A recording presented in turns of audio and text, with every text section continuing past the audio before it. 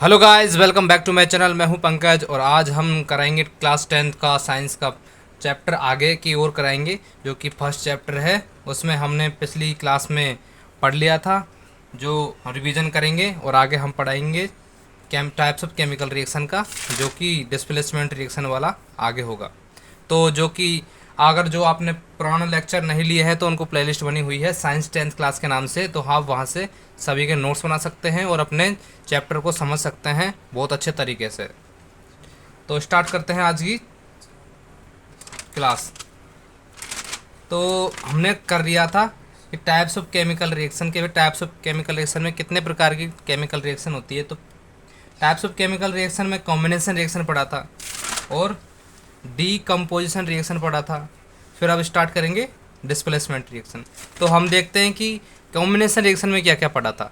तो combination reaction में हमने पढ़ा था कि combination reaction reaction in which the two or more reactant combine to form one product is called the combination reaction.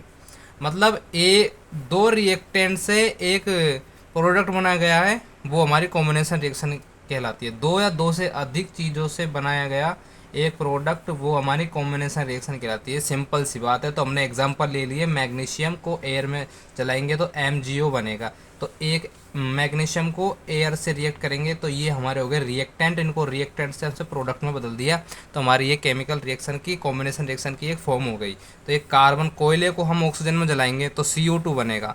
तो ये हमारी दूसरा एग्जांपल हो गया कॉम्बिनेशन रिएक्शन का। भाई कॉम्बिनेशन रिएक्शन में जैसे कि कार्बन को जलाएंगे ऑक्सीजन के साथ तो वो CO2 हो गया। तो जैसे कि दो चीज़ों को हम मिला देंगे, जैसे कि दो केमिकल को मिला के हम बना देंगे तो वो हमारी कॉम्बिनेशन रिएक्शन कहल जाएगी। तो कॉम्बिनेशन रिएक्शन में हम जैसे कि ऑक्सीजन को हाइड्रोजन को दोनों को मिलाकर हम पानी बना सकते हैं, और ये रिएक्शन हमारी कॉम्बिनेशन रिएक्शन में बदल गई। जैसे कि अपन नींबू नींबू को और जैसे कि तांबे के पात्र को रिएक्शन कराते हैं तो उसमें जहरीला पदार्थ बन जाता है, तो वो भी एक कॉम्बिनेशन रिएक्शन कहलाएगी। जैसे कि शक्कर को घोलते हैं किसी भी पानी में तो वो भी एक कॉम्बिनेशन रिएक्शन कहलाएगी। जैसे कि दो चीज़ों को घोलना और दो चीज़ों को मिलाना ही एक कॉम्बिनेशन रिएक्शन है, जिससे एक प्रोडक्ट तैयार हो सकता है, वो हमारी कॉम्बिनेशन रिएक्शन कहलाएगी। अब हम अगली कॉम्बिनेशन डिकम्पोजिशन रिएक्शन में आते हैं, ये कि सेकेंड वाली रिएक्शन होगी the decomposition reaction in the which to compose which of the component which decompose into two or more components elements are known as a decomposition reaction।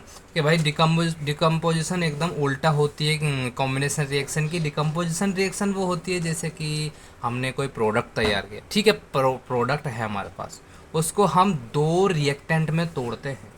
क्या बोला मैं कि एक प्रोडक्ट को हम जब दो रिएक्टेंट में तोड़ते हैं वो हमारी डिकम्पोजिशन रिएक्शन कहलाती है। डिकम्पोजिशन मतलब तोड़ना, डिकम्पोज करना।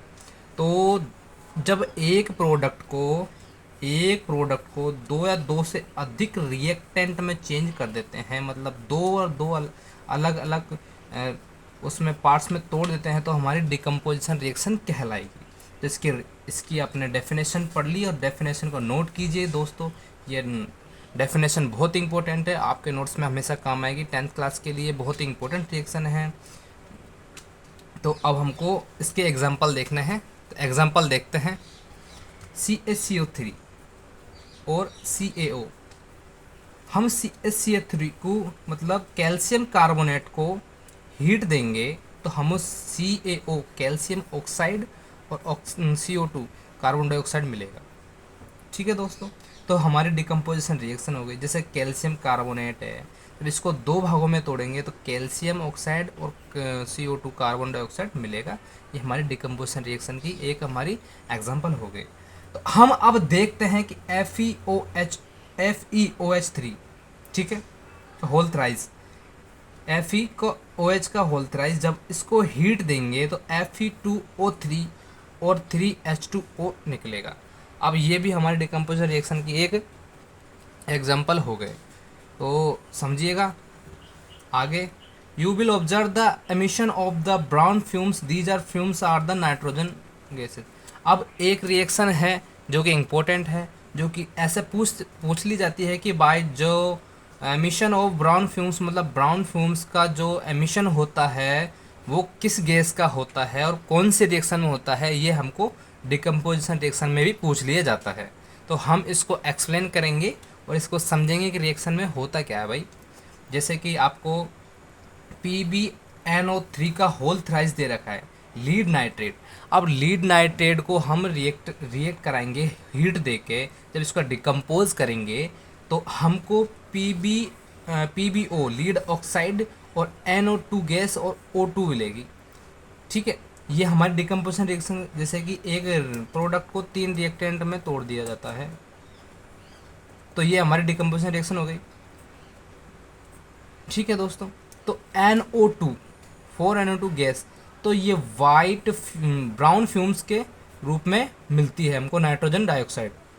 ठीक है दोस्तों, तो नाइट्रोजन डाइऑक्साइड ब्राउन फ्यूम्स में एमिशन होता है जब हम इसका रिएक्शन कराएंगे। तो आपको भली भांति समझ आ गया होगा। तो दोस्तों अगली हम रिएक्शन का एग्जांपल लेते हैं, डिकम्पोजिशन रिएक्शन की अगला एग्जांपल लेते हैं, जिसमें दिया गया है कि AgCl सिल्वर क्लोराइड को वो सनलाइट में रखते हैं। भाई हम सिल्वर क्लोराइड को सनलाइट में रखते हैं तो हमको Ag और Cl2 मतलब सिल्वर और क्लोराइड अलग अलग हो जाते हैं, डिकम्पोज हो जाते हैं अलग अलग प्रोडक्ट में। सो इसको हम सनलाइट का यूज करते हैं तो क्लोरीन निकल जाता है और हमारा सिल्वर अलग निकल जाता है। जैसे ही हम करते हैं कि 2AgBr को सनलाइट में रखते हैं तो 2Ag अलग और Br2 अलग निकल जाते हैं। ये भी हमारे डिकम्पोजिशन रिएक्शन की हो गई। These are the above reaction are use in black and white photography. Black और वाइट भाई जैसे कि हर एग्ज़ाम में पूछ लिया जाता है, कि हमारे बोर्ड्स एग्ज़ाम में भी पूछा गया था पिछली एक बार कि AgCl और AgBr की रिएक्शन है जो कि वाइट फोटोग्राफी के लिए यूज़ होती है। तो ब्लैक एंड वाइट फोटोग्राफी के लिए कौन सी रिएक्शन यूज होती है और उस रिएक्शन को लिखिए, ऐसा क्वेश्चन आया था 1-2 नंबर में। ये हमारे ये हो जाएगा। ठीक है, ये इम्पोर्टेंट है। तो अब हम देखते हैं एक्सोथर्मिक रिएक्शन। ठीक है दोस्तों, एक्सोथर्मिक रिएक्शन देखेंगे कि give heat and energy. Exothermic मतलब हम रिएक्शन कोई भी रिएक्शन कराएंगे तो हमको उसमें से हीट मिलेगी और एनर्जी मिलेगी।